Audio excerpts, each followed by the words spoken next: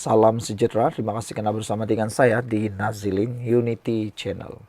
Hari ini kita nak ulas tentang pilih peruntukan atau pilih Muhyiddin.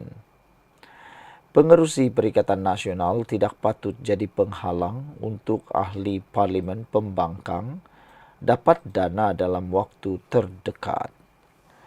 Ini sepatutnya berita baik buat ahli parlimen pembangkang. Malah ia menawarkan kesempatan kepada mereka untuk menamatkan penantian terhadap apa yang selama ini mereka harap-harapkan. Cuma penghalangnya ketika ini bukan orang lain.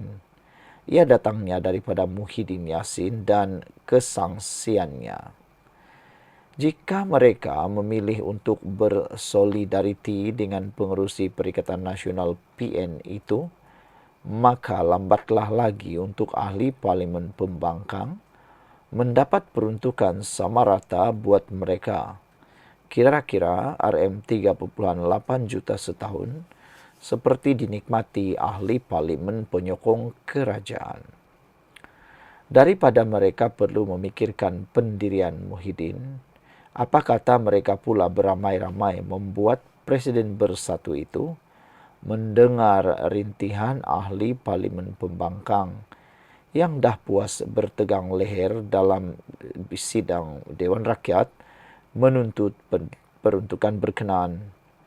Daripada Sahidan Kasim, Clear Muhammad Nur, Awang Hashim, Wan Ahmad Faisal, Wan Ahmad Kamal, Ahmad Fadli Saari, sehinggalah kepada Hadi Awang, mereka antara ahli parlimen pembangkang yang kerap berhujah soal peruntukan di Dewan Rakyat. Sebelum ini, 6 ahli parlimen bersatu iaitu Iskandar Zulkarnain Abdul Khalid, Suhaili Abdul Rahman, Azizi Abu Naim, Zahari Kecik, Syed Abu Hussein Hafiz Syed Abdul Fasal dan Zulkaperi Hanafi mengisytiharkan sokongan kepada Perdana Menteri Anwar Ibrahim kerana mahukan peruntukan pembangunan untuk kawasan parlimen masing-masing. Mereka tidak pun berselindung dalam menyatakan kekecewaan terhadap kepimpinan Perikatan Nasional PN. Tidak terkecuali Muhyiddin, yang enggan berunding dengan timbalan Perdana Menteri Fadillah Yusuf dari awal seperti disyaratkan bagi mendapatkan peruntukan berkenaan. Seperti disahkan mereka sendiri, masing-masing mendapat peruntukan itu selepas beralih sokongan sekalipun tanpa mengisytiharkan keluar parti.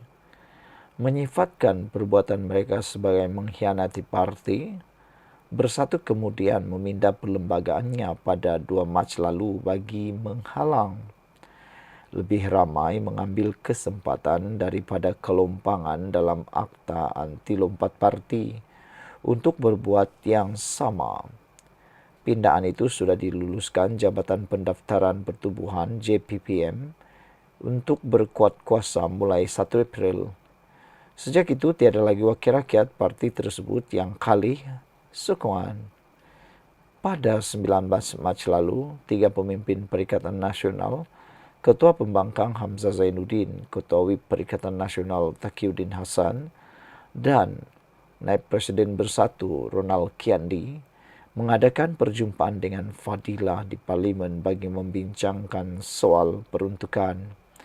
Ia membuka jalan kepada langkah berikutnya selepas Anwar menjelaskan beliau tidak pernah menetapkan syarat untuk menyokongnya. Ini disusuli satu pengumuman Fadilah pada 18 April bahawa Majlis Pimpinan Tertinggi Sekretariat Kerajaan Perpaduan pada dasarnya bersetuju untuk mempertimbangkan bagi menyalurkan peruntukan kepada ahli parlimen pembangkang selepas keputusan itu dicapai dalam mesyuarat dipengerusikan Anwar di Sri Perdana hari sebelumnya. Berikutan itu, satu draft memorandum persefahaman atau MOU akan dirangka terlebih dahulu dan kemudian dipanjangkan kepada pembangkang sebagai langkah untuk perundingan seterusnya. Kerajaan tidak mengenakan seberang paksaan, sebaliknya berharap ia dapat dipersetujui bersama untuk dilaksanakan. Semuanya nampak berjalan lancar pada tahap itu sehinggalah Muhyiddin menggunakan kesempatan ketika kempen PRK Kuala Kubu Baru pada 21 April lalu untuk mempertikaikan apa perlunya MOU itu jika kerajaan perpaduan ikhlas mahu menawarkannya. Kesangsian ahli parlimen Pagoh itu adalah terhadap syarat yang bakal dikenakan. Muhyiddin turut membuat perbandingan dengan waktu beliau menjadi Perdana Menteri ke-8, iaitu Mac 2020 hingga Ogos 2021. Peruntukan diberikan kepada pembangkang tanpa mereka memohon atau diikat dengan sebarang MOU atau perjanjian. Cuma beliau tidak berterus terang bahawa peruntukan 300,000 kepada semua wakil rakyat ketika itu ialah untuk menyediakan bakul makanan kepada rakyat ketika pandemik COVID-19. Ia tidak sama dengan peruntukan pembangunan kawasan CDF kepada semua ahli parlimen sebanyak 38 juta setahun bagi setiap seorang. Seperti didedahkan Anwar sebelum ini, Muhyiddin tidak memberikan peruntukan kepada wakil rakyat pembangkang ketika beliau menjadi ketua pembangkang di Dewan Rakyat, dan ia hanya diperoleh di era pentadbiran Ismail Sabri Yaakob selaku Perdana Menteri ke-9 dari Ogos 2021 hingga November 2022. Mungkin Muhyiddin mengharapkan orang akan lupa. Terbaru pada 14 Mei lalu, Fadilah memaklumkan bahawa draft MOU berkaitan peruntukan untuk ahli parlimen pembangkang hampir siap dan sedang dimuktamadkan. Maknanya penantian mereka selama lebih 17 bulan akan berpenghujung dan mungkin hanya perlu menunggu sedikit masa lagi. Sebagai menjawab kesangsian Muhyiddin, Timbalan Perdana Menteri menawarkan penjelasan bahawa MOU itu bertujuan mewujudkan usaha bersama bagi menggerakkan pembangunan negara dengan fokus kepada ekonomi dan kesejahteraan rakyat daripada segi kestabilan dan keamanan. Tiada pun syarat yang mengikat. Jauh sekali keperluan menyokong Anwar Ibrahim yang sudah memiliki majoriti selesa untuk diganggu-gugat. Saya tak nak komen apapun yang dia Muhyiddin kata. Tak perlu nak layan, tetapi sekarang ini apa yang kita nak laksanakan kaedah iaitu MOU. Kalau ikutkan tak perlu pun kerana kerajaan sudah ada 2/3. Tetapi kita nak laksanakan supaya akhirnya perjanjian itu ada persefahaman untuk gerakan pembangunan negara, jelas Fadilah. Di sebalik itu, Muhyiddin berkata, pihaknya akan menilai terlebih dahulu MOU itu jika ada sebarang syarat agar ia tidak mengikat wakil rakyat pembangkang.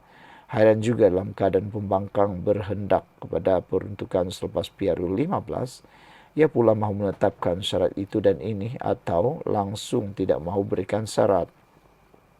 Kita belum tengok MOU, apa kandungan, dan kalau kita bagi peruntukan syaratnya adalah begini dan begitu dan akhirnya mengikat kita, kita tak bodoh walaupun kita mahukan peruntukan, kata beliau. Muhyiddin perlu mengenepikan kepentingan peribadinya atas apapun. Sebab politik dalam isu peruntukan ini sebaliknya hendaklah lebih peka kepada keresahan wakil rakyat pembangkang, pemimpinnya yang hanya mahu peruntukan diluluskan secepat mungkin. Tentunya pada peringkat ini, wakil rakyat pembangkang lebih mengutamakan dana untuk kepentingan rakyat di kawasan masing-masing daripada kisahkan untuk menjaga air muka Muhyiddin yang tidak pun mendahulukan mereka. Dipetik daripada FMT, sekian untuk kali ini. Jangan lupa tinggalkan komen anda, tekan butang subscribe.